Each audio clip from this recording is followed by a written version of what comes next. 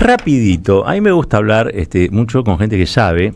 Cuando me llegó su libro, lo comenté aquí al aire, porque la verdad que tiene un abordaje sobre lo que era la irrupción, si se quiere, de la ultraderecha en el mundo y en la Argentina en particular, que creo que fue uno de los primeros, pero además de ser el primero, uno de los más claros en explicar el fenómeno, ¿no? Entonces yo lo recomendé mucho.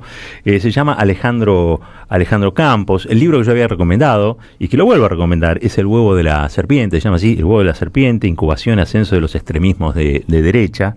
Y ayer cuando estábamos hablando con Gary, digo, ¿por qué no lo llamamos a Alejandro para charlar puntualmente sobre este ascenso que se ha dado de la ultraderecha en el electorado porteño, pero que a la vez y a la par, digamos, en simultáneo, hay un registro de gente que se desinteresa por la participación electoral, ¿no? Digo, son como los dos fenómenos de este domingo. Por un lado, la ultraderecha victoriosa, y por el otro lado, un aumento, un incremento del volumen de aquellos que dicen, yo no voy a votar, porque esto es una decisión, ¿no? Yo no voy a votar. Ahora, ¿qué hay detrás de eso? ¿Son compatibles? ¿Es en simultáneo? ¿Son dos caras de un mismo fenómeno? Se lo vamos a preguntar al politólogo de la Universidad de Buenos Aires, especializado en comunicación, género, sexualidad. Bueno, un capo, tiene un currículum muy vasto, pero él nos va a dar seguramente algunas pistas para entender. Alejandro Campos. Alejandro, muy buen día aquí. Roberto Caballero, Marcos Cittadini y Florencia Ibáñez te saludan desde la Radio de las Madres. ¿Cómo estás? Hola Roberto, ¿cómo estás? Hola Roberto, toda la mesa. Bueno, muchas gracias por tus palabras sobre esto. Un placer hablar con ustedes. Bueno, un poco la pregunta, Alejandro, está expuesta en la mesa, digo, ¿no? Hay un fenómeno, vos lo describiste bien en tu libro, pero ahora aparece otro fenómeno que es el desinterés por la política o la abstención electoral. ¿Son dos caras de una misma moneda? ¿Cómo lo ves vos? ¿O son cosas que no se tocan? Sí, me parece que son dos cosas que están muy, muy ligadas. Bueno, venimos hablando mucho, ¿no? Lamentablemente nos acostumbramos los últimos años de hablar de discursos de odio, ¿no? Y con mucha razón. Pero hay otro fenómeno del cual hablamos menos, y quizás es natural que hablemos menos de eso porque es menos visible, como que avanza más sigilosamente, que es un poco este fenómeno que traes vos, que es el tema de la apatía y la indiferencia, ¿no? Me parece que es como son dos caras en las que se expresan los síntomas de época, y que, bueno, por ser el odio algo mucho más visible, lo palpamos y lo notamos mucho más alevosamente, pero esto pasa un poco desapercibido y a veces sucede, como sucedió el domingo pasado, me parece que fue el dato más importante de las elecciones del domingo. Bueno, sucede algo que nos anoticia la magnitud que ha tomado la apatía y el desinterés por una instancia central de la democracia como es un acto electoral, ¿no? A ver, ¿y qué preguntas deberíamos hacernos primero para tratar de entender qué significa o en qué está anclada esa apatía, digamos, ¿no? ¿Qué explica esa apatía? ¿Qué preguntas tenemos que hacernos para entender su razón?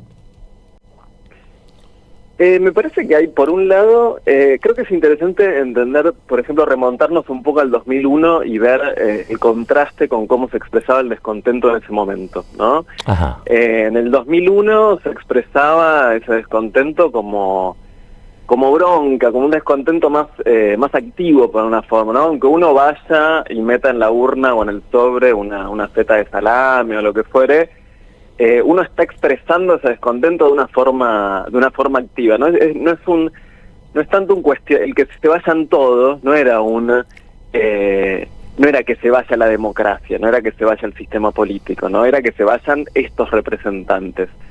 Yo creo que este cuestionamiento, esta abstinencia, y de alguna forma cuestiona el sistema político, y me parece que no se puede desprender un poco de este espíritu que impone la ultraderecha, ¿no? Un presidente que permanentemente está desacreditando a todas las instituciones, un presidente que dice que es el topo dentro del Estado, que critica el sistema, que ataca el sistema educativo, a las universidades, a las científicas, a todo el entramado cultural de un país.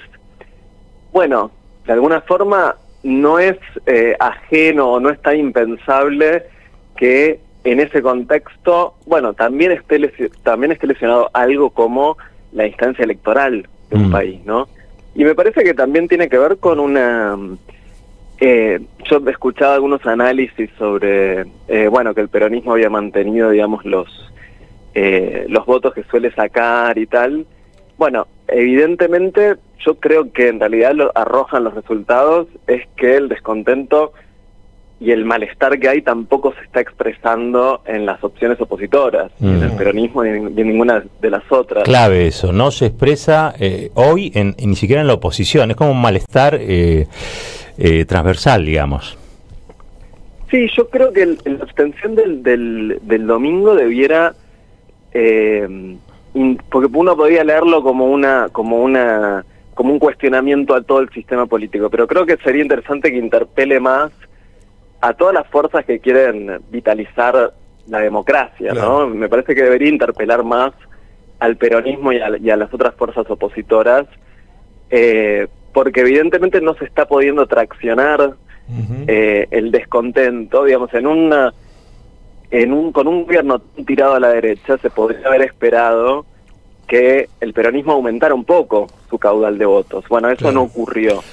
Alejandro, y podríamos preguntarnos si la moderación es el medio para reencantar un poco el sistema político. ¿Cómo? ¿La moderación? Creo que podríamos pensar si las opciones electorales y los discursos que tienden a la moderación son un medio para reencantar el sistema político. Digamos, dudo de que esta apatía pueda ser sacudida a través de la moderación, de la tibieza, digamos. Me parece que es difícil eso, ¿no? Claro.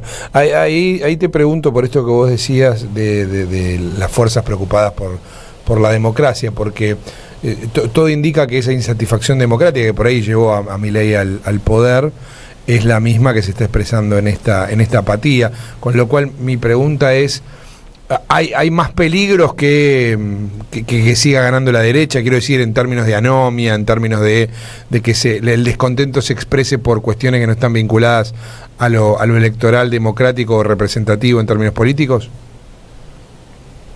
Y me parece que la ultraderecha navega muy bien en este mar de apatía, digamos. Creo que genera como dos cosas. Por un lado, me parece que, bueno, el odio lamentablemente moviliza mucho y es una estrategia de movilización permanente. Y por un lado, moviliza mucho a un sector fanático que bueno, al cual se le añade la movilización del sentimiento antiperonista tradicional y sobre todo en una sociedad como la porteña.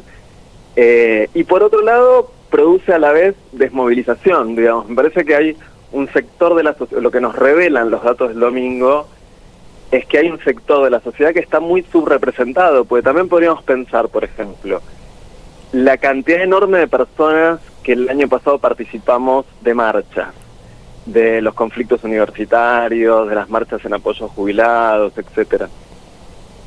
Bueno, ni hablar del 24 de marzo y demás.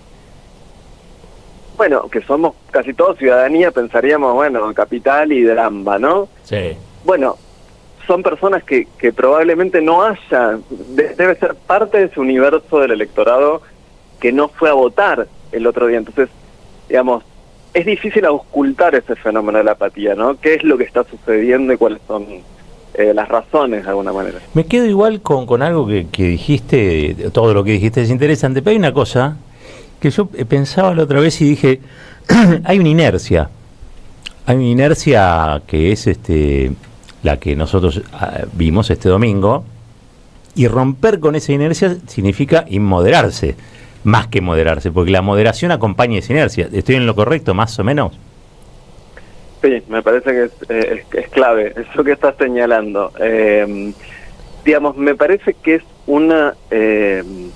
que si hay una derrota de alguna forma de ciertos sectores del campo nacional y popular y de otras fuerzas políticas, es entender que la forma de disputar electorado, porque me parece que ese universo que no votó es el universo de votantes y de la sociedad que hay que ir a buscar. Es decir, si el peronismo tiene un margen de crecimiento, es hacia ahí mucho más que hacia disputar a los que ya fueron a votar, ¿no? Claro, ese universo claro. está un poco convencido.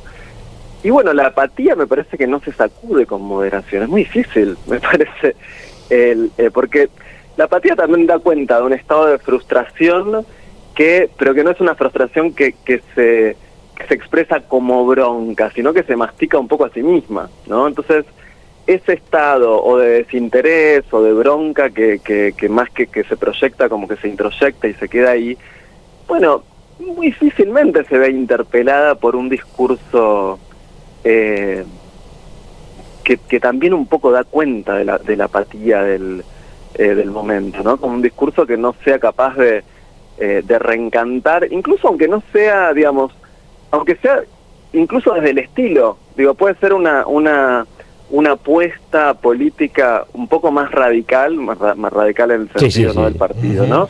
Un poco más radical en términos programáticos, pero también un poco en términos de estilo, ¿no? Y no tanto apelar a una especie de moderación que difícilmente vaya a sacudir y vaya a avispar un poco esa apatía. Entiendo. Alejandro, desde ya, algún día de esto te comprometo, sé que estamos un poco temprano nosotros al aire, es ¿no? Temprano, estoy desayunando con ustedes. Pero bueno, un día para que te vengas acá y armar una charlita, que sea un poquito más tarde, digamos, pero armar una charlita con otros así, una especie de conversatorio, porque a mí me interesa mucho indagar en los que... Porque los que fueron a votar un poco se expresaron, ¿no? Y los que no fueron lo hicieron, pero lo hicieron de modo silencioso, no conozco los argumentos. Entonces quisiera empezar a indagar ahí porque me parece, y en eso acuerdo contigo, ¿no? Ahí hay algo que todavía no podemos delinear, no podemos describir en sus detalles, en sus pliegues más chicos, digamos, ¿no? Pero para eso creo que hay que seguir trabajando en la conversación y en la indagación. Así que te cuento para eso y te quiero agradecer muchísimo estos minutitos en la radio de las madres. Dale, Roberto, cuenten conmigo para eso. Un saludo ahí a toda la mesa. Y bueno, un placer hablar con ustedes. Un saludo para vos y para Cintia también. Bueno, abrazo grandote, che. Un abrazo. Alejandro Campos, politólogo, ha escrito un libro, yo se lo recomiendo, se llama El huevo de la serpiente, incubación y ascenso de los extremismos de derecha. Es un libro que salió en paralelo al de Semán, ¿se acuerdan? Estaban todos los intelectuales sí. Con el librito bajo el brazo de Semán y no vieron este libro. Está entre nosotros, se llamaba el de Semán. Pero... Exacto. Sí. Y no vieron este libro, ¿no? Porque el de Semán era un poco que le echaba la culpa al kirchnerismo. Sí. Y en cambio, Alejandro Campos, de lo que no sé su adscripción política, no tengo idea, me parece que se lo tomó un poco más en serio. Pues yo estoy un poquito así como agotado de los discursos que todo lo explican porque el kirchnerismo se equivocó, erró, fue soberbio. Ya me cansaron. ¿Saben qué? Yo creo que todos esos discursos que dicen eso son parte del problema. Y como me gustaría encontrar la solución, la vuelta a esto que está pasando, les recomiendo mucho el libro El huevo de la serpiente, incubación y ascenso de los extremismos de derecha de Alejandro Campos. Lo vamos a traer otro día acá, Alejandro, porque hace falta gente nueva que diga cosas interesantes y que le cabrestee un poco, ¿no? O sea, que no le cabrestee a la realidad, quiero decir.